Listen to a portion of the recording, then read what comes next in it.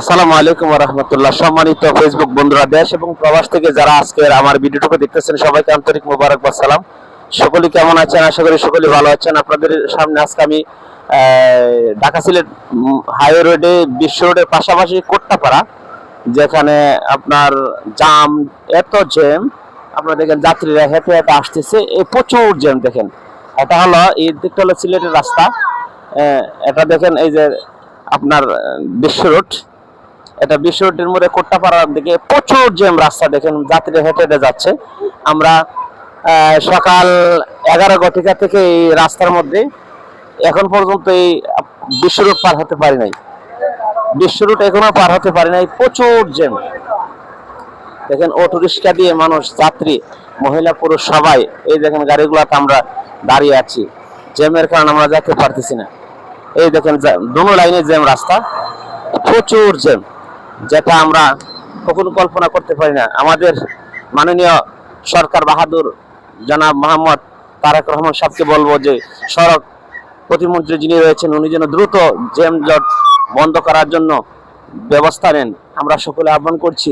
মানুষের এত দুর্দশা কষ্ট কখনো আমরা মেনে নিতে পারি না। আমি আমার পরিবারকে নিয়ে আমি আমার গন্তব্যস্থানে যাওয়ার চেষ্টা করছি। দেখেন, একটা নারী যদি তার একজন সহকারী পুরুষ না নিয়ে চলে রাস্তাঘাটে, খুবই অনিরাপদ এবং বিভিন্ন দুর্ঘটনা কবলে পড়তে পারে। দেখেন, আজকে আমি সাথে থাকা অবস্থায় পরিবারের মধ্যে অনেকে অসুস্থ হয়ে যাচ্ছে, গরম প্লাস এই যে জ্যামের কারণে। দেখেন, আপনার চান্দরা থেকে বিশ্ব রোড পর্যন্ত জ্যাম, ওইদিকে আবার শুনলাম মাধবপুর পর্যন্ত জ্যাম আছে, মাধবপুরে। আবার এইদিকে আশুগঞ্জ থেকে আপনার ভৈরব পর্যন্ত, বিশ্ব রোড থেকে আশুগঞ্জ ভৈরব পর্যন্ত জ্যাম আছে। তাহলে আমরা কিভাবে যাত্রীরা চলাচল করবো, যাব আমরা কিভাবে, কি করব? রাস্তাঘাটে নিরাপদে কিভাবে যাবে? মহিলা পুরুষরা অনেকেই কষ্ট করতেছে, কান্না করতেছে, রাস্তাতে জ্যামে পড়ে মহিলারা, পুরুষরা।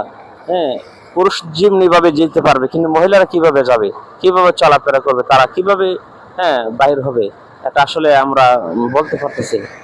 দেখেন, এত জাম, এত রাস্তার মধ্যে ভোগান্তি। আমাদের সরকার বাহাদুরকে বলবো যেন অতি তাড়াতাড়ি রাস্তার যানজট নিরসন করেন, এবং